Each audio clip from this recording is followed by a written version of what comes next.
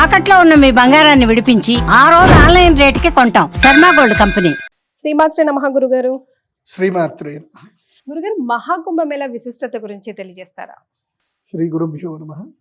శ్రీమాత్రే నమః.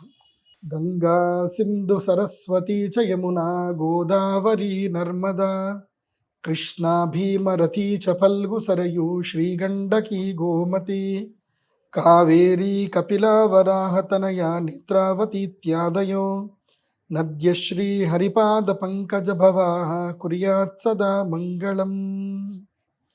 గంగే చ యమునే చైవ గోదావరి సరస్వతి నర్మదా సింధు కావేరి జలేస్మిన్ సన్నిధిం భవతు. శ్రీమాత్రే నమః. మన యొక్క సనాతన ధర్మములో నదులకి చాలా వైశిష్ట్యత ఉంది. నదిని మనము అమ్మలాగా ధ్యానం చేస్తాం. నది, ప్రతి ఒక్క నదికి ఒక పేరు పెడతాము. అది స్త్రీమూర్తిగానే భావిస్తాం. ఎందుకోసం అంటే మనకి పునరుత్పత్తి శక్తినిచ్చేది జలమే. శక్తినిచ్చేది జలమే. ఇప్పుడు ఏ వ్యక్తి అయినా మూర్చబడిపోయాడు, వాడికి ఇమీడియట్లీ ఇచ్చేది ఏంటి? నీళ్ళే. సో ఇన్స్టెంట్గా ఎనర్జీ ఇచ్చేది మనకి శక్తి నీళ్ళే. నీటిని పూజించడం అనేది సనాతన ధర్మంలో గొప్పనైనటువంటి ఆస్తి. ఇది ప్రధానం కూడా, ఇది ఆస్తికం. సో మనకి ఇప్పటిదాకా ఇప్పుడు ఒక శ్లోకం చెప్పాను. గంగా సింధు సరస్వతి చ యమున గోదావరి నర్మదా కృష్ణ భీమరథీ చ ఫల్గు సరయూ శ్రీగండకీ గోమతి కావేరీ కపిల వరాహతనయా నేత్రావతీత్యాదయో నద్యశ్రీ హరిపాద పంకజ భవాః కుర్యాద్రువం మంగళం. ఇన్ని నదుల పేర్లు ఉన్నాయి. సంస్కృతం చాలా గొప్పది. ఒక ఛందస్సు ప్రకారంగా పెట్టుకుంటే అన్ని గుర్తుంటాయి మనకి. ఆ ఫ్లోలో మనం చెప్పేసుకోవచ్చు. ఇన్ని నదుల్లో మన భారతదేశంలో అత్యంత శ్రేష్టమైనటువంటి నదులు రెండు. మొట్టమొదటి ప్రధానమైన నదులు రెండు, గంగా, యమున. ఇవి తూర్పు సముద్రంలో కలుస్తాయి. ఇవి రెండు. గంగా నది ఒక దగ్గర పుడుతుంది, యమునా నది ఒక దగ్గర పుడుతుంది.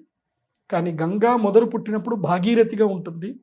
తర్వాత అలకనంద, ఇంకా చాలా నదులన్నిటిని కూడా కలుపుకొని చివరికి హరిద్వార్కి వచ్చేసరికి అది గంగా నదిగా మారుతుంది. అలాగే యమునా నది అక్కడెక్కడో పుడుతుంది. ఆ యమునా నది ప్రవహిస్తూ ప్రవహిస్తూ మనకి అలహాబాద్లో వచ్చి కలుస్తుంది. తర్వాత బద్రీనాథ్లో గుప్త సరస్వతి నది ఉంటుంది. అక్కడ సరస్వతి నది ఉంటుంది. బద్రీనాథ్లో మనం చూస్తాం సరస్వతి నది పుడుతుంది, మన కంటి ఎదురుగానే మాయమైపోతుంది. సరస్వతి నది అద్భుతమైన ప్రవాహం కనిపిస్తుంది, గుళకరాళ్ళ మీద పడుతుంది, కనబడదు, ఇంకా మాయమైపోతుంది అక్కడ గంగా నది. అది సరస్వతి నది. సరస్వతి గుప్త నది, గుప్త శక్తిగా గుప్త నది అంటారు. సరస్వతి నది గుప్త నది. ఆ జగదంబ యొక్క శక్తి సరస్వతి మహాశక్తి. అందుకే జ్ఞానము గుప్తంగా ఉంటుంది అందరికి కూడా. అది మనము వాక్శక్తి ద్వారా ప్రకటించినప్పుడు మాత్రమే జ్ఞానం కనిపిస్తుంది. మౌనంగా ఉన్నామనుకోండి, జ్ఞానం కనిపిస్తుందా? కనిపించదు. మాట్లాడితేనే జ్ఞానం కనిపిస్తుంది. అలాగే ఈ సరస్వతి నది కూడా దుర్మార్గులకు దొరకకూడదు, ఇది అశుద్ధం కాకూడదు అని చెప్పి. ఎందుకోసం అంటే మనము ఇప్పుడు చూస్తున్నాం నదుల్ని ఎన్నిటిని మనం కాలుష్యం చేస్తున్నాం. యమునా నది అయితే భయంకరమైన కాలుష్యం. అది మన కార్తీక మాసంలో చౌట్ పూజలప్పుడు వెళ్తే కనుక మొత్తం నురిగే కంప్లీట్గా. స్నానం చేయాలంటే అందరికీ అసహ్యం వేసేటట్టుగా తయారైంది.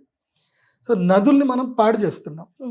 అందుకే ఋషులు ఏం చేశారు అంటే, ఏ నది అయినా పర్వాలేదు కానీ, ఏ నదికైనా ఒక శక్తి ఉంది కానీ సరస్వతి నది మాత్రం కాలుష్యం కాకూడదు. ఎందుకోసం అంటే జ్ఞానం.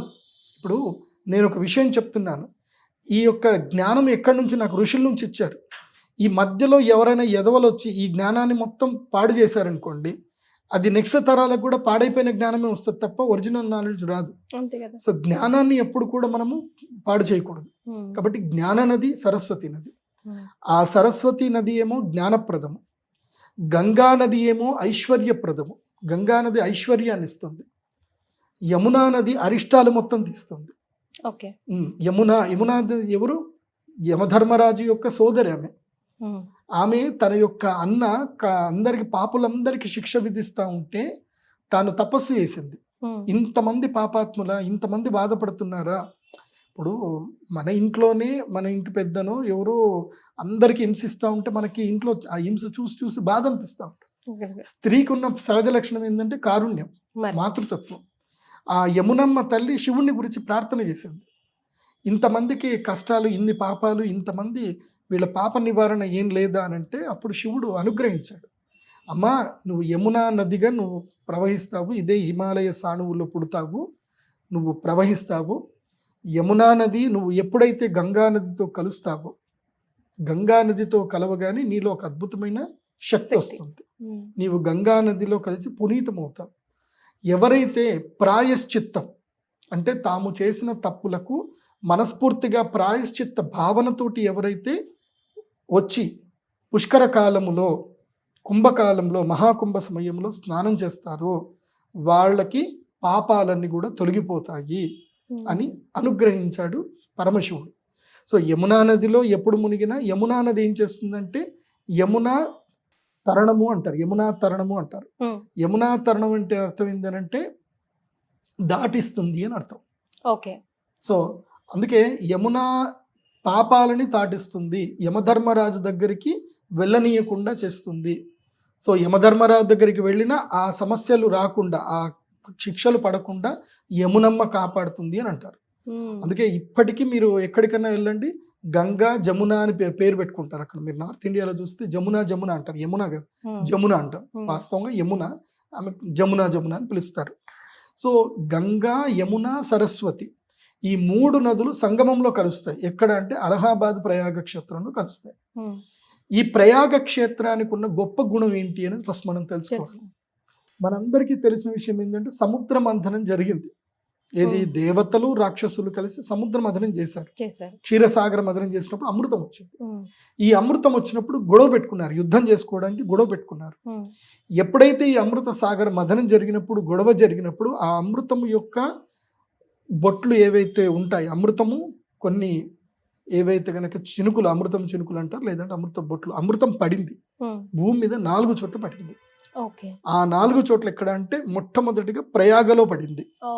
ఈ ప్రయాగ అలహాబాద్ క్షేత్రంలో ప్రయాగలో పడింది. ఈ ప్రయాగలో పడ్డ తర్వాత ఇక్కడ ఈ యొక్క క్షేత్రానికి ఒక గొప్పతనం వచ్చింది. నెక్స్ట్ ఎక్కడ పడింది అని అంటే బద్రీనాథ్లో పడింది.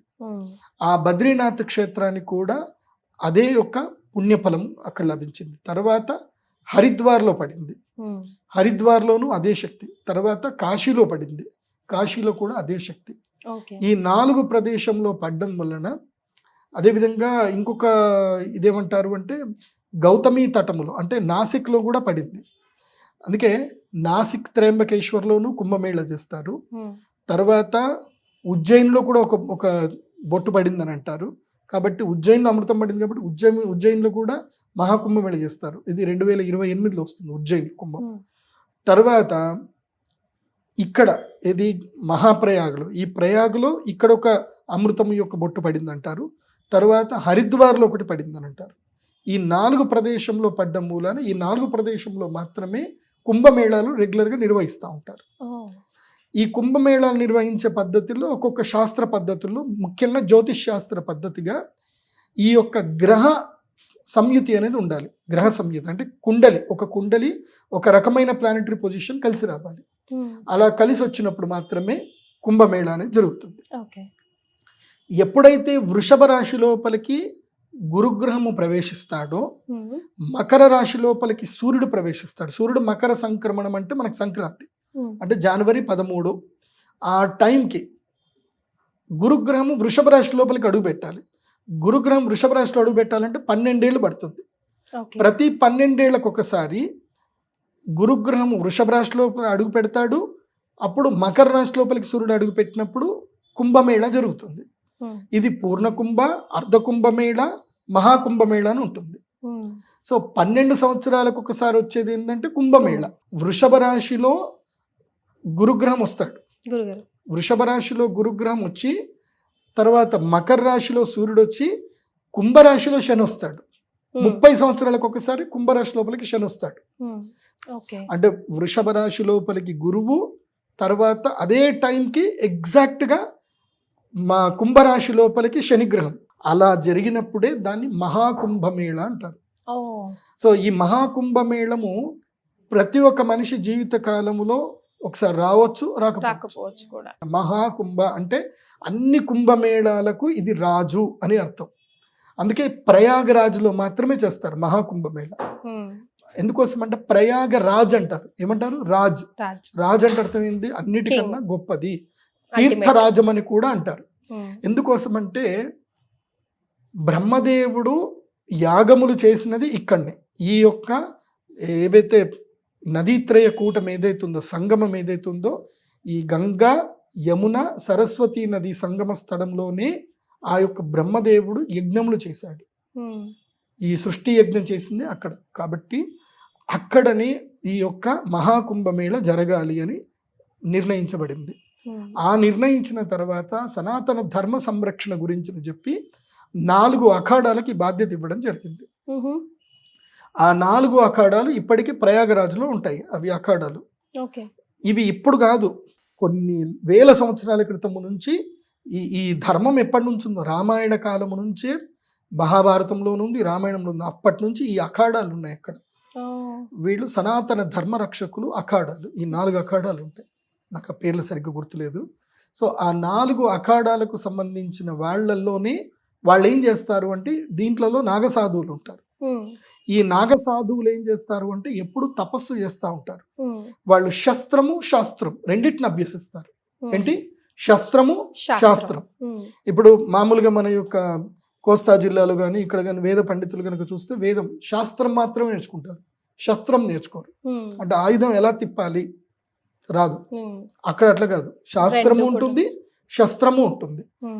నాగసాధువులు ఆయుధము తిప్పితే వాళ్ళకి 1000 మందిని గంటలో ఈజీగా చంపేస్తారు.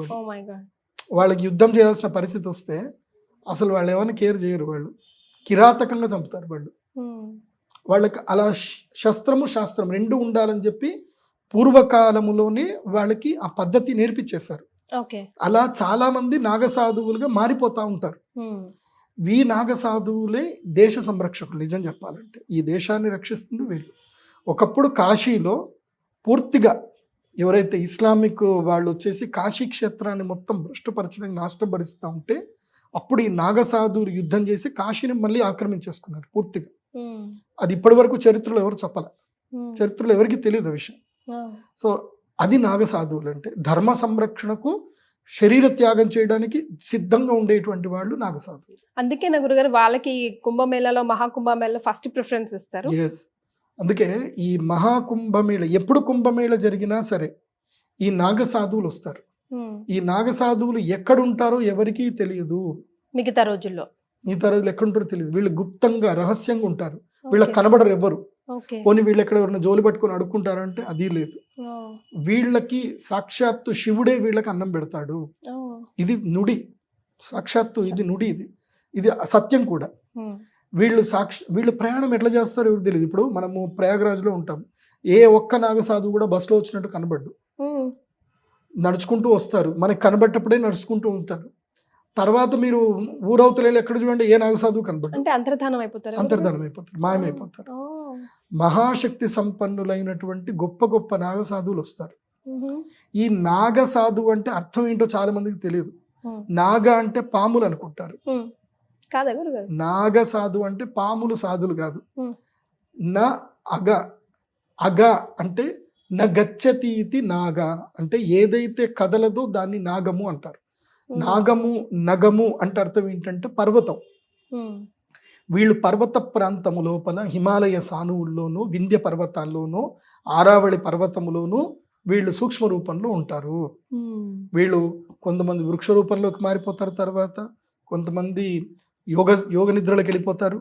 మీకు ఎవరైనా తారసపడ్డారా గురుగారు అలాంటి వాళ్ళు? ఉన్నారు, మహానుభావులు చాలా మంది ఉన్నారు. వాళ్ళు అద్భుతాలు చేస్తారు.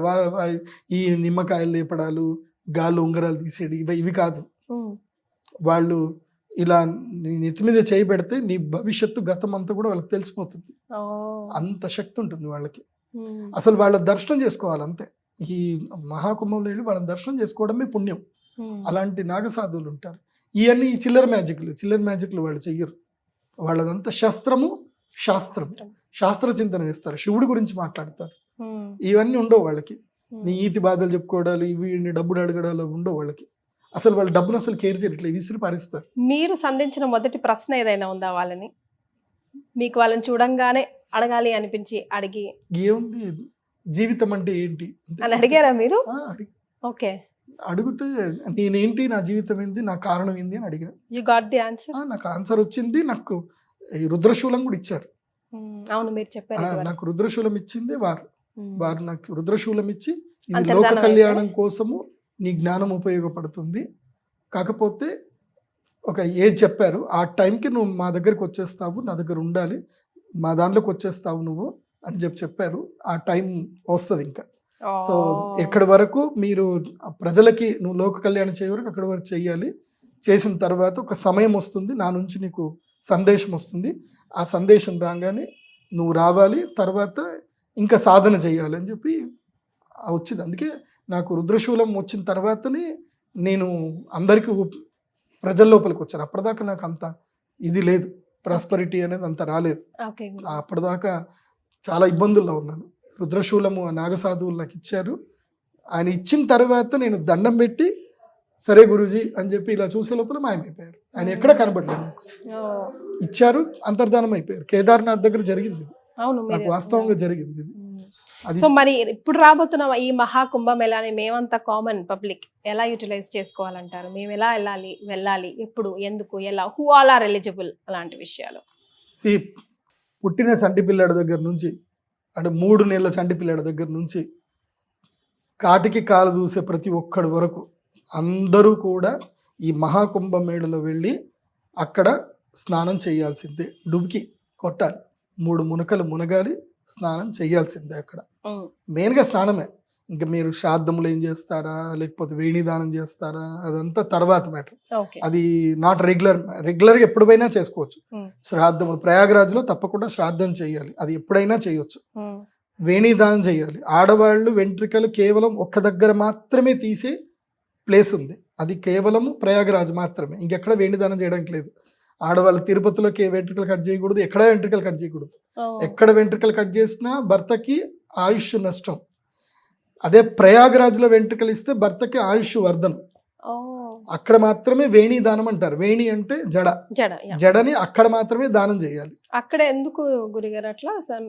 అది ఒక పద్ధతి, చెప్తాను, అది తెలుసుకొని. ఇప్పుడు మనం పుష్కరాల దగ్గర ఉన్నాం, పుష్కరాల్లో కాబట్టి పుష్కరంలో వెళ్ళి స్నానం చేయడం ప్రధానమైంది. అయితే చాలా మందికి నేను చెప్పేది ఏంటంటే జాగ్రత్తలు కొన్ని చెప్తాను. ప్రయాగరాజ్ అంటే మీరు ట్రైన్లో వెళ్ళొచ్చు, ఫ్లైట్లో కూడా వెళ్ళొచ్చు. ప్రయాగరాజ్ వెళ్ళారంటే ఇక్కడ ప్రయాగరాజు, కాశీ, తర్వాత అయోధ్య, ఇవన్నీ దర్శనం చేసుకొని వస్తే మంచిది. అక్కడే దగ్గరనే అన్నీ ఉంటాయి.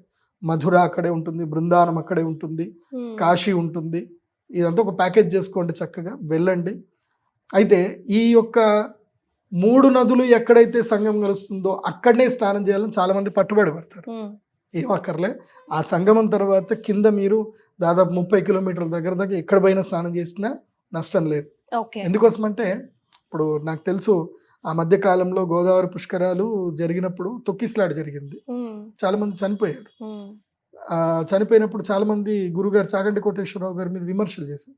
మీరు చెప్పారు అదే తీర్థంలోనే స్నానం చేయాలని మీరు చెప్పారు, అందుకే అక్కడికే వచ్చారు అని చాలా మంది అన్నారు.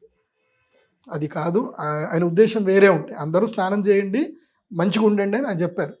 సో అందరి యొక్క అర్థం చేసుకునే విధానం తప్పింది. ఇప్పుడు కూడా నేను చెప్పేది ఏంటంటే ఇప్పుడు పుష్కరాలకు అందరూ వెళ్ళండి. గౌరవ ప్రధానమంత్రి నరేంద్ర మోదీ గారు కూడా పిలిచారు అందరినీ. అట్లాగే గౌరవ ముఖ్యమంత్రి, ఉత్తరప్రదేశ్ ముఖ్యమంత్రి శ్రీ యోగి ఆదిత్యనాథ్ గారు కూడా పిలిచారు అందరినీ మహాకుంభకి రమ్మని చెప్పారు. కాకపోతే మన విచక్షణ ఏంటంటే మహాకుంభ ఉద్దేశం ఏంటి, మనం నదిలో స్నానం చేయడం అనేది మన యొక్క ముఖ్య ఉద్దేశం. కాబట్టి ఎక్కడైనా మంచి ప్లేస్ చూసుకోండి, గూగుల్ మ్యాప్లో సెర్చ్ చేసుకోండి, అక్కడికి చక్కగా వెళ్ళండి, స్నానం చేయండి. తర్వాత ఈ కుంభలో ఏదైతే అఖాడాలు అందరూ ఉంటారో వాళ్ళందరికీ వచ్చి దర్శనం చేసుకోండి, వాళ్ళు ఏమైనా ప్రసాదాలు ఇస్తే స్వీకరించండి, అది చేసుకోండి. కాకపోతే క్రౌడ్లో ఇరుక్కోవద్దు. క్రౌడ్లో ఇరుక్కొని మళ్ళీ ఎందుకురా జోషి గారు చెప్పారు మనం వచ్చేసాంరా ఇరుక్కుపోయాంరా అన్న బాధ ఉండకూడదు. సో మొదలే చూసుకోండి, ప్రీ ప్లాన్ ప్రకారం వెళ్ళండి. జనరల్ గా ఒక నోషన్ ఉంది గురుగారు, అంటే ఏదైనా మామూలు సముద్ర తీరంలో నదుల స్నానానికి వెళ్ళినా కూడా అక్కడ బట్టలు అక్కడే వదిలేసి రావాలి, తిరిగి ఏది తీసుకురాకూడదు, అలాంటివి ఏమైనా ఉన్నాయా? అవన్నీ పిచ్చి పనులు ఇవి. మనం క్రియేట్ బట్టలు ఒక్కటి గుర్తుపెట్టుకోండి, నీ వస్త్రము అంటే నీ యొక్క శక్తితోటి నీతోటి కలిసినటువంటిది, అది బాగా గుర్తుపెట్టుకోండి. కొన్ని నేను రహస్యాలు చెప్పకూడదు, కాకపోతే ఏంటంటే ఇప్పుడు మా ఇంట్లోనే మా నాన్నగారు జ్యోతిష్ శాస్త్ర పండితులు, నేను చాలా చిన్నపిల్లాడిని. మా ఇంట్లోకి రోజు వచ్చి జనాలందరూ కూర్చునేటోళ్ళు. ఎవరైనా పిల్లలు తప్పిపోతే పోలీస్ స్టేషన్ పోవాలి, కానీ మా నాన్న దగ్గరికి వచ్చేవాళ్ళు అందరూ. మా నాన్న దగ్గరికి ఎట్లా వచ్చేటోళ్ళు, ఆ తప్పిపోయిన పిల్లాడి యొక్క షర్ట్ పట్టుకొని వచ్చేవాళ్ళు. మా నాన్న యంత్రం రాసేవాళ్ళు. అట్లాగే గోదలు తప్పిపోయేటి, గోదలు తప్పిపోతే, గోదలు అంటే తెలుసు కదా, ఆవులు గేదెలు తప్పిపోయేటి. అవి తప్పిపోతే వాటికి ఏదైతే కడతారో, తాడు కడతారు కదా, ఆ తాడు వదిలించుకున్న తాడు ఒక పీఠ తీసుకొని వచ్చేవాళ్ళు. మా నాన్నగారు బొగ్గుతోటి ఆ పీఠ మీద ఒక యంత్రం రాసేవాడు. అట్లాగే ఎవరైతే ఇంటి నుంచి వెళ్ళిపోయారో వాళ్ళ షర్ట్ మీద ఒక యంత్రం రాసేవాడు.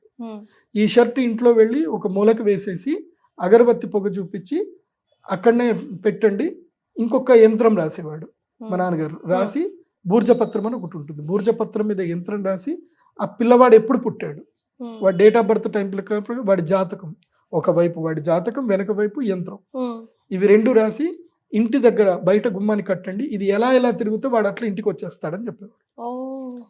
తర్వాత ఈ ఆవులు గేదెలు తప్పిపోతాయి కదా, వాటికి కూడా ఆ పీట మీద కట్టి, ఆ పీటకి ఏదైతే వాటి యొక్క అణుగు తాడు ఉంటుందో ఆ తాడు కట్టి అది ఎక్కడి నుంచి పోయిందో అక్కడ పెట్టండి, దాన్ని ఎక్కడ రెగ్యులర్ కడతారో అక్కడ పెట్టండి, అదే వస్తుంది అని చెప్పేవాళ్ళు. మీరు ఇప్పటికీ మీ సుమన్ టీవీ కెమెరా తీసుకొని వెళ్ళిపోయి పెద్ద బోర్గాము, గూపన్పల్లి, నిజామాబాద్ దగ్గర చుట్టుపక్కల ఉండే ఊర్లలో ఎవరిని వెళ్ళి అడిగినా చెప్తారు, అందరూ చెప్తారు, ఇది సత్యం. అందరూ తిరిగి వచ్చారు. అంతెందుకు, ఒక సబ్ రిజిస్ట్రార్ గారి కొడుకు తప్పిపోయాడు. మా నాన్నగారు లేరు అప్పుడు, అయోధ్య ఈ శిలాస్థాపనకి మా నాన్నగారు వెళ్ళారు. మా నాన్నగారు ఇంట్లో లేరు. నా దగ్గరకు వచ్చి ఏడుస్తూ కూర్చున్నారు వాళ్ళు, ఏం చేయాలి. సబ్ రిజిస్ట్రార్ అంటే పెద్ద ఆయన అయిపోయారు, ఆయన వచ్చి రావడం ఏంది, ఏం కథ అని. అప్పుడు మా అమ్మ అంది, ఏం పర్లేదు మీరు ధైర్యంగా ఉండండి అని నన్ను పిలిచింది. అప్పుడు పిలిచి ఆ పుస్తకం తీయని, మా ఇంట్లో గ్రంథం ఉంది, ఆ గ్రంథం తీసి ఆ పుస్తకంలో ఈ పేజీలో ఉంటే చూడు, అది చూసుకుంటే ఇక్కడ రాయని, జపం చేయి ఫస్ట్, గాయత్రి మంత్రం జపం చేసుకొని మంత్రం జపం చేయించి నాతో రాయించింది ఫస్ట్ టైం మా అమ్మ. మా అమ్మ కూడా రాయొచ్చు కానీ నేను చెప్పలే, నాతో రాయించింది, నేను రాసిచ్చా.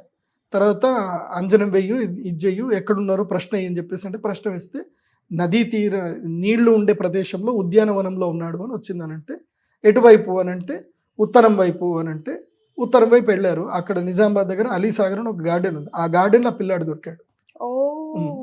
సో ఇవి జరిగింది, ఇది వాస్తవంగా నాకు 100% జరిగింది. ఇప్పటికీ చాలా జరిగాయి. ఇప్పుడు ఆ యొక్క శక్తి మా నాన్నగారు నాకు ప్రసాదంగా ఇచ్చారు. మా నాన్నగారు నాకు ఇచ్చిన ఆస్తి ఏంటంటే ఆ గ్రంథమే, ఆ గ్రంథము, ఆ జ్ఞానమే, ఆ శక్తి నాకు మా నాన్నగారు ఇచ్చారు. దానివల్లనే, ఆ రహస్య విద్యల వల్లనే నేను చాలామందికి హెల్ప్ చేయగలిగాను. కాబట్టి ఇలాంటి రహస్య విద్యలు తెలిసిన మహానుభావులు చాలామంది అక్కడికి వస్తారు. కాకపోతే నాకు తెలిసిన మహానుభావులు కొంతమంది ఉంటారు, వాళ్ళు దేన్ని ఆశించరు పెద్దగా. వాళ్ళు మీకు ధర్మం ఎలా కాపాడాలి అని మీకు ఏమైనా ఆర్డర్లు చేస్తారు, ఆ ఆర్డర్లు ఫాలో అవ్వండి. ఏదైనా గుడి కట్టు అని చెప్తే గుడి కట్టాల్సిందే, ఏదైనా ఈ పని చెయ్యు, ఇంతమందికి అన్నం పెట్టు అంటే అన్నం పెట్టాలి, ఇట్లా చేయాల్సి వస్తుంది, తప్పదు. సో అలా మహాకుంభకి వెళ్ళండి, అందరూ స్నానం చేయండి, అక్కడ నుంచి అన్ని దర్శనం చేసుకుంటూ రండి, అంతా మేలు జరుగుతుంది. గురుగారు ఎప్పటి నుంచి ఎప్పటి వరకు ఉంటుంది ఇది మహాకుంభమేళ? ఎప్పుడు ప్రారంభమవుతుంది అని అంటే పుష్య పౌర్ణమి రోజు, అంటే జనవరి 13వ తారీఖు 2025 పుష్య పౌర్ణమి రోజు ప్రారంభమవుతుంది.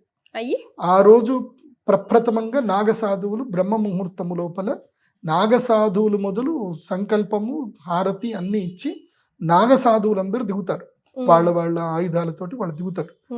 దిగి వాళ్ళందరూ స్నానం చేసిన తర్వాత వాళ్ళు ఆజ్ఞ ఇస్తారు, ఇప్పుడు చేయండి అని. అప్పుడు మనం అందరం వెళ్ళి, నార్మల్ జనాలందరూ వెళ్ళి స్నానం చేయాలి. మొదలు అఖాడా వాళ్ళు స్నానం చేస్తారు. ఎందుకోసమంటే వాళ్ళ యొక్క తపశక్తిని ఆ నీళ్ళ లోపల వదులుతారు వాళ్ళు, మనందరి కోసమని వాళ్ళ తపశక్తిని ఇస్తారు అక్కడ. ఆ తర్వాత మనము దిగి స్నానం చేయడము. ఇక్కడ స్నానం చేయాల్సింది 5 సార్లు స్నానం చేయాలి రూల్ ప్రకారం. 5 సార్లు ఈ డుబ్కిలు కొట్టాలి తప్పకుండా. అందులోపల మీ శక్తి కొలదు, ఒకసారి కొట్టినా చాలు. 5 సార్లు మునగాలంటున్నారా లేకపోతే 5 different times? 5 different times. Okay. So ఇది మహాకుంభమేళంలో 5 ఈవెంట్స్ ఉంటాయి. అందులోపల పుష్య పౌర్ణమి జనవరి 13వ తారీఖు, తర్వాత జనవరి 14 మకర సంక్రమణం, మళ్ళీ నెక్స్ట్ డే మకర సంక్రమణం, మకర రాశి లోపలికి సూర్యుడు అడుగుపెట్టినప్పుడు, తర్వాత వసంత పంచమి, తర్వాత రథసప్తమి, ఆ తర్వాత వచ్చేటువంటి శివరాత్రి, ఓకే, మాఘ అమావాస్య. సో ఈ 5 సార్లును మునగాలి తప్పకుండా. అందుకే నాగసాధులు అక్కడే ఉంటారు, వాళ్ళు ఇంకా జరగరు. ఇంకా అఖాడాలు అందరు టెంట్లు వేసుకుని ఉంటారు. వీళ్ళు 45 రోజులు అక్కడే ఉంటారు. జనవరి 13 నుంచి ఫిబ్రవరి 28 దాకా అక్కడే ఉంటారు. పోయినసారి 2019లో కుంభమేళ జరిగినప్పుడు అది పూర్ణ కుంభమేళ జరిగినప్పుడు ఎంతమంది వచ్చారు తెలుసా? Did you have any idea? 30 కోట్ల మంది జనాలు వచ్చారు. వామ్మో, లైక్ ఆల్మోస్ట్ ఇండియా. 30 కోట్ల మంది. ఒక దేశం, వేరే దేశాలు భారతదేశంలో ఉన్న 150 కోట్లు అనుకుంటే ఇప్పుడు 50 కోట్ల మంది వస్తారు. అంటే సగానికి సగం భారతదేశం అక్కడికి వస్తుంది. ఇప్పుడు ఉత్తరప్రదేశ్లో జరిగే ఈ వరల్డ్లో అతి పెద్ద ఈవెంట్ ఇది. మొత్తం ప్రపంచంలోనే జరిగే చాలా పెద్ద ఈవెంట్ ఇది. వరల్డ్ వైడ్గా ఎవరెవరు ఎక్కడున్నా వాళ్ళు వస్తారు. చాలా పెద్ద ఈవెంట్ కాబట్టి ప్లాన్గా వెళ్ళండి. లెస్ లగేజ్, చాలా తక్కువ లగేజ్, అలా వెళ్ళి ఇలా వచ్చేసేయాలి. మరీ లగేజ్లు పట్టుకొని తిరిగి అట్లా వద్దు. ఈజీ టు గో, ఈజీ రా, అంతే. అయితే ఇందాక మీరు అడిగారు బట్టలు వదిలేయొద్దని. యాక్చువల్లీ బట్టలు ఎందుకు వదిలేయొద్దు అనేది ఇప్పుడు అదే చెప్తున్నా మీకు. ఆ బట్టలతోటే వాళ్ళని మేము రాబట్టే వాళ్ళం. అదే బట్టలు దుర్మార్గుల చేత పడితే జీవితాలు నాశనం అవుతాయి. కాబట్టి మీరు ఇంకోటి, అది తప్పు కూడా. ఎక్కడ పడితే అక్కడ చెత్త అట్లా పాడేయకూడదు. ఇప్పుడు అయ్యప్ప దీక్షలు చేస్తారు, అక్కడనే వాళ్ళ పంచలు అవన్నీ కూడా పాడేసి వస్తున్నారు. తప్పు చేయకూడదు అట్లా.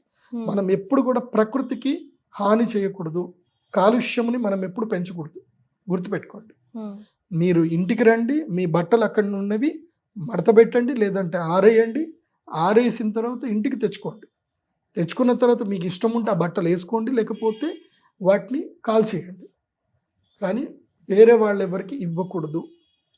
వాస్తవంగా చెప్పాలంటే మనము వేసుకున్న వస్త్రాలు ఉతకకుండా ఎవరి చేతికి ఇవ్వకూడదు. ఉతికిన తర్వాత నువ్వు ఎవరికైనా దానం చేయాలనుకుంటే ఉతికిన తర్వాత, ఉతకకుండా ఎవరికి దానం చేయకూడదు. ఉతికిన తర్వాత కూడా దాంట్లో ఉన్న మీ మాలిక్యూల్స్ ఏవైతే డెడ్ అవ్వాలి. ఒక 15 రోజులైనా ఆగిన తర్వాత ఇవ్వాలి. నేనైతే ఇవ్వద్దనే చెప్తాను. నేను ఇప్పుడు నాకు శాస్త్రం తెలుసు కాబట్టి.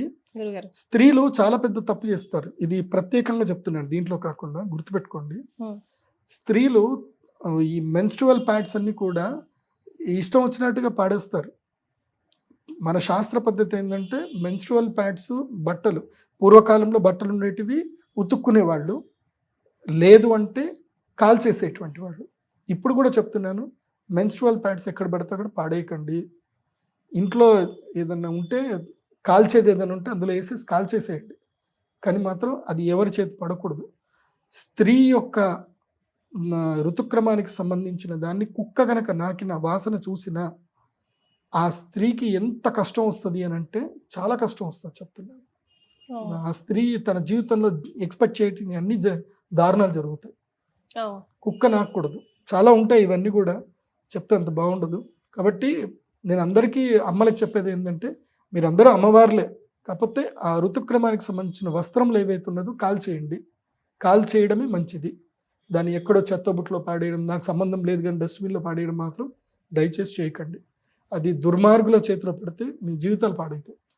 Such a valuable information, Gurugaru. Srimatri.